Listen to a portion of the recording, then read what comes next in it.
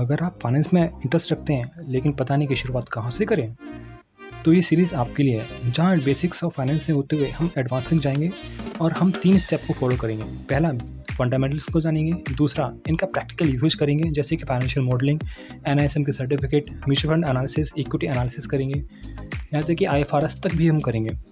तीसरा है कि हम इससे अपने अंदर वैल्यू एडिशन कैसे करें। और तो ठीक है, हमारे साथ बनी रहिए और इस चीज़ को देखते रहिए।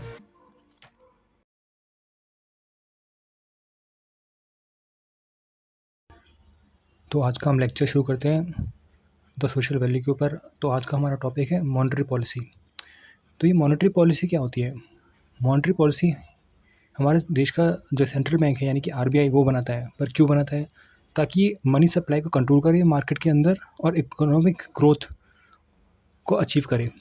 ये कैसे करता है अचीव इकोनॉमिक ग्रोथ को, वो भी देखते हैं।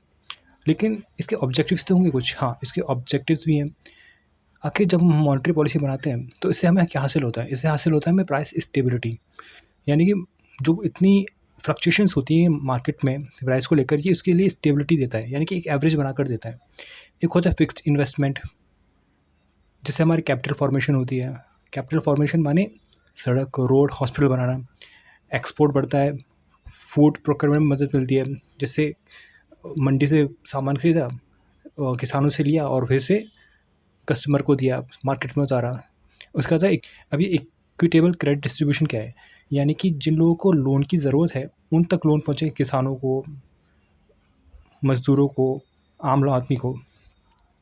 उसके बाद है इसकी कुछ ऑपरेशनल ऑब्जेक्टिव्स भी होंगे। हाँ, ये भी उन्हीं में से एक है। क्या है? जैसे बैंक क्रेडिट। बैंक क्रेडिट क्या होता है? लोन देना। कभी कभी जो बैंक हैं वो लोन देने के लिए तैयार ही नहीं होते, तो मॉनेटरी पॉलिसी उन्हें पुश करता है कि तुम लोन दो, और ऐसे लोगों को लोन दो जो तुम्हें वापस पैसा पे कर पाएँ। अब कभी कभी क्या होता है कि बैंक अनचाहा लोन देती है उन लोगों को भी जिन्हें इसकी ज़रूरत भी नहीं होती, जैसे विजय माल्या, ठीक है, जो पैसे लेके भाग जाते हैं। तो ऐसे लोगों को रोकने के लिए, बैंकों पर नकेल कसने के लिए मॉनेटरी पॉलिसी बनाई जाती है। अब है यहाँ पर रेस्ट्रिक्शन ऑफ इन्वेंट्रीज। अब ये क्या है? रेस्ट्रिक्शन इन्वेंट्री का मतलब होता है, इन्वेंट्री का मतलब है यहाँ पर खाली पैसा जो बैंकों के पास पड़ा हुआ है। अब बहुत सारा पैसा बैंकों के पास पड़ा होता है लेकिन उनको इस्तेमाल नहीं कर रहे होते हैं, तो मॉनेटरी पॉलिसी ने पुश करता है आरबीआई कि सुनो, इस पैसे का इस्तेमाल करो और मार्केट में उतारो। दूसरा है डिस्ट्रीब्यूशन ऑफ क्रेडिट। अब ये डिस्ट्रीब्यूशन ऑफ क्रेडिट क्या है? यानी कि लोन देना, यानी कि जिन लोगों को लोन की ज़रूरत है उन्हें लोन मिले, जैसे कि किसानों को, स्मॉल ट्रेडर्स को, इंडिविजुअल्स को, ना कि सिर्फ अमीर लोगों के लिए रहे। उसके बाद इफ़िशेंसी बढ़ाता है। इफ़िशेंसी यहाँ मतलब है कि टाइम से मिले, ट्रांसपेरेंटली मिले और सही लोगों को ये पैसा मिले। Types of monetary policy. अब मॉनेटरी पॉलिसी क्या होती है? मॉनेटरी पॉलिसी को दो तरीके हैं इसे निभाने के या इसे करने के। एक है एक्सपेंशनरी पॉलिसी, दूसरा है कॉन्ट्रैक्शनरी पॉलिसी। एक्सपेंशन माने कि मार्केट में पैसे को उतार देना को एक्सपेंशन कहा जाता है। कॉन्ट्रैक्शनरी पॉलिसी जब मार्केट से पैसा खींच लिया जाता है उसे कॉन्ट्रैक्शनरी पॉलिसी कहते हैं, ठीक है। अब ये किया कैसे जाता है? इसके कुछ तरीके भी होंगे। हाँ, इसके कुछ तरीके भी हैं, जैसे कि CRR, cash reserve ratio, repo rate, reverse repo rate, SLR, open market operation, bank rate. ये कुछ तरीके हैं जिनके ज़रिए हम अचीव कर पाते हैं मॉनेटरी पॉलिसी के गोल्स को। देखते हैं क्या होता है। CRR, cash reserve ratio. Cash माने बैंकों के पास जितना भी कैश आता है, आरबीआई कहता है कि तुम उसका एक हिस्सा मेरे पास रखो ऐसे रिजर्व के तौर पर। मान लो कि बैंक के पास 100 करोड़ रुपए हैं, तो आरबीआई कहता है कि 10% पैसा मेरे पास रखो, तो बैंक उस 10% पैसे को आरबीआई में जमा करवाता है, ठीक है। और बैंक के पास कितने बच जाएंगे? 100 करोड़ में से अगर 10 करोड़ आरबीआई को दे देगा, 90 करोड़। अब होता है SLR। अब SLR क्या करता है? अब आरबीआई कहता है कि ठीक है, 10 करोड़ मेरे पास आ गए, अब कुछ पैसा तुम अपने पास भी रखो, तुम्हें भी तो ज़रूरत पड़ेगी। तो SLR, मान लो कि 10% बैंक अपने पास रख लेता है, ठीक है, और बचता कितना है अब? 80% पैसा, यानी कि 10 करोड़ CRR के तौर पर आरबीआई पास चला गया और SLR हो गया जो बैंक अपने पास रखता है। हाँ, लेकिन SLR किस फॉर्म में होता है? कैश फॉर्म में होता है, या फिर ऐसी सिक्योरिटीज़ जो आसानी से कैश में तब्दील हो सके, जैसे गोल्ड, ठीक है। अब जो 80 करोड़ रुपए है, अब वो मार्केट में सर्कुलेट होगा अलग अलग तरीक़ों से। अब है रेपो रेट और एक होता है रिवर्स रेपो रेट। देखो रेपो रेट क्या है? कभी कभी क्या होता है कि बैंकों को अचानक से कैश की ज़रूरत पड़ जाती है, पैसे की ज़रूरत पड़ती है, तो किसके पास जाएंगे पैसे लेने के लिए जो उन्हें बहुत सारा पैसा दे? वो होता है आरबीआई।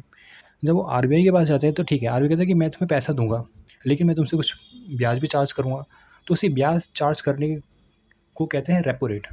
अब बैंक जो है वो इंटरेस्ट पे करते हैं आरबीआई को, जो उन्होंने उधार उठा रखा होता है। लेकिन रेपो रेट करने का फ़ायदा क्या है? देखो, अगर बैंक इंटरेस्ट रेट आरबीआई को पे करेंगे तो उससे क्या होगा? बैंक के हाथों से पैसा निकल के आरबीआई के पास जाएगा। इससे क्या होगा? मनी फ्लो कम हो जाएगा। बैंकों को भी इंटरेस्ट रेट बढ़ाने पड़ेंगे, वो कहाँ से लाएंगे पैसा? कस्टमर से लेंगे। परचेसिंग पावर कम हो जाती है लोगों की, ठीक है। और इससे क्या होता है? अगर मार्केट में ज़्यादा पैसा घूम रहा है तो उससे इन्फ्लेशन भी कम हो जाती है, क्योंकि वो पैसा बैंक के पास जाएगा और बैंक से वो आरबीआई के पास जाएगा, ठीक है। इसी का उल्टा होता है हमारे पास रिवर्स रेपो रेट। यहाँ पर कुछ पैसा आरबीआई कुछ पैसा बैंकों से लेना चाहता है। बैंक कहता है कि हम तुम्हें इतनी आसानी से पैसा नहीं देंगे, पिछली बार तुमने हमसे चार्ज किया था रेपो रेट के नाम पर, अब हम तुमसे चार्ज करेंगे। तो आरबीआई कहता है ठीक है, चार्ज करो मेरे से। तो यहाँ पर बैंक आरबीआई को पैसे देता है, उसके बदले में उन्हें इंटरेस्ट मिलता है। इसका फ़ायदा क्या होता है? बैंकों को जब इंटरेस्ट मिलता है तो लाखों करोड़ में इंटरेस्ट मिलता है। उससे क्या होता है कि उनके पास पैसा आता है, उस पैसे को मार्केट में उतार देते हैं, इंटरेस्ट रेट को कम कर देते हैं, पब्लिक के पास ज़्यादा पैसा आता है, इकोनॉमिक ग्रोथ बढ़ जाती है। लेकिन ज़्यादा पैसा इन्फ्लेशन को भी बढ़ाता है। एक होता है बैंक रेट, जिसे हम डिस्काउंट रेट भी कहते हैं। बैंकों को कभी कभी लोन की भी ज़रूरत पड़ जाती है।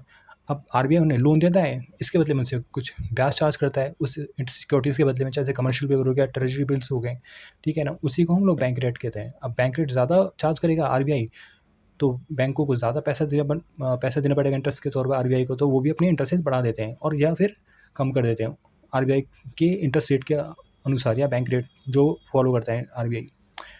अगला है open market operation. Open market operation होता है कि गवर्नमेंट की जो सिक्योरिटीज़ हैं मार्केट में, उनकी खरीद और सेल को ही ओपन मार्केट ऑपरेशन कहते हैं। अच्छा, ये काम कैसे करता है?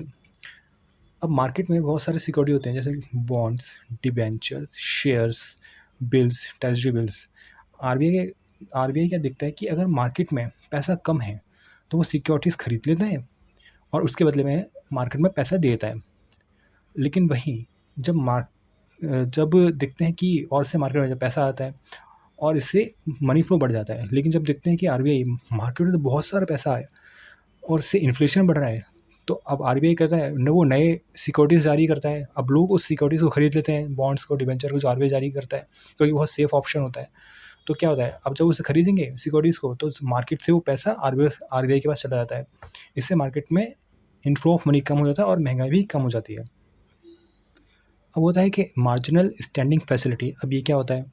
ये होता है कि अचानक से कभी कभी बैंकों को मिसमैच हो जाता है और कैश की ज़रूरत पड़ जाती है उनकी बैलेंस शीट में, तो वो पैसे कहाँ से लेके आएँ? वो आरबीआई के पास जाते हैं। आरबीआई कहते हैं देखो, तुम्हारे पास भी तो कुछ पैसा पड़ा हुआ है, बोले कि एसएलआर के तौर पर जो तुमने रिजर्व रखा हुआ है, तुम उसमें से पैसे निकाल लो, ठीक है। तो वहाँ से पैसे निकाल लेते हैं। जब वो पैसा निकालते हैं तो आरबीआई कहता है सुनो, ये ऑर्डर है मेरा कि तुम 7 दिन के भीतर भीतर वापस से जितना पैसा निकाला है वो उसके ऊपर डाल दो अपने एसएलआर के अंदर वापस से। अगर बैंक ऐसा नहीं करते तो उन्हें पेनल्टी देनी पड़ती है। उसी का मार्जिनल स्टैंडिंग फैसिलिटी कहते हैं। एक है मार्केट स्टेबलाइजेशन स्कीम। अब ये स्कीम क्या करती है? सडनली मान लो कि नोटबंदी हो गई। नोटबंदी से क्या होता है कि पब्लिक बहुत सारा पैसा बैंकों में जमा कर देती है और बैंक को बहुत सारा पैसा आ रहा होता है, कहाँ से? गवर्नमेंट भी छाप कर दे रही होती है, और लेकिन बैंक से कोई पैसा ले नहीं रहा होता है। तो ऐसे में बैंक का जो इंटरेस्ट बढ़ता चला जाता है जो कस्टमर को देना होता है। अब ऐसे में इतना एक्सेस मनी अगर बैंक के पास रहे तो वो कैसे यूटिलाइज़ होगा? तो गवर्नमेंट उस पैसे को अपने पास ले लेती है और बैंकों को इस बदले में सिक्योरिटी दे देती है, सिक्योरिटीज़ इशूज़ कर देती है, जैसे कि डिबेंचर या बॉन्ड्स हो गए। उससे एब्जॉर्ब कर लेती है और उससे बैंकों का जो बर्डन होता है एक्सेस मनी का, वो कम हो जाता है। कभी कभी एफडीआई भी भारत के अंदर बहुत सारा आ जाता है, जिससे एकदम से मार्केट में फ्लो बढ़ जाता है मनी का। तो यहाँ पर भी ये स्कीम काम आती है, एमएसएस की, ठीक है। भारत का आरबीआई एक और काम करता है, वो इन्फ्लेशन को टारगेट करता है। इन्फ्लेशन टारगेट मतलब कि एक रेंज होती है 2 से लेके 6% के बीच में, जहाँ पर इन्फ्लेशन को सही माना गया है। यानी कि तकरीबन मीडियन रेंज इसकी 4% है। अगर 6% से ऊपर जाएगा तो मुश्किल है, और 2% से कम जाएगा तो इससे मतलब तो भी मुश्किल है। 6% से ऊपर मतलब कि बहुत ज़्यादा महंगाई है, लोगों के पास पैसा कम पड़ जाएगा चीज़ों खरीदने के लिए। 2% से नीचे अगर रहेगी, इससे पता चला कि रिसेशन आ रहा है और इंडस्ट्री में कुछ बना ही नहीं रही है और लोगों का पैसा तो है लेकिन उसे खर्च नहीं कर रहे हैं। इससे रिसेशन आता है, अनएम्प्लॉयमेंट बढ़ती है। तो 2% से लेकर 6% के बीच को इन्फ्लेशन टारगेट माना गया है। अगर इस बीच में इन्फ्लेशन रहेगा तो मतलब देश की इकोनॉमी चलती रहेगी अपनी ग्रोथ से। तो अब हम इसे कंक्लूड कर सकते हैं मॉनेटरी पॉलिसी को। ये क्या-क्या करता है? देखो, ये लिक्विडिटी मैनेज करता है इकोनॉमी के अंदर, इकोनॉमिक स्टेबिलिटी लेके आता है और आरबीआई जो अपने कॉम्प्रिहेंसिव इंस्ट्रूमेंट्स हैं, उन्हें यूज़ करके देश की अर्थव्यवस्था को बनाए रखता है। मनी फ्लो को भी और इकोनॉमिक के पहिए को चलाने के तरीका। मुझे उम्मीद है कि आपको ये सेशन पसंद आया होगा। आप लाइक कीजिए, सब्सक्राइब कीजिए। अगली बार नेक्स्ट सेशन में मिलते हैं। Thank you.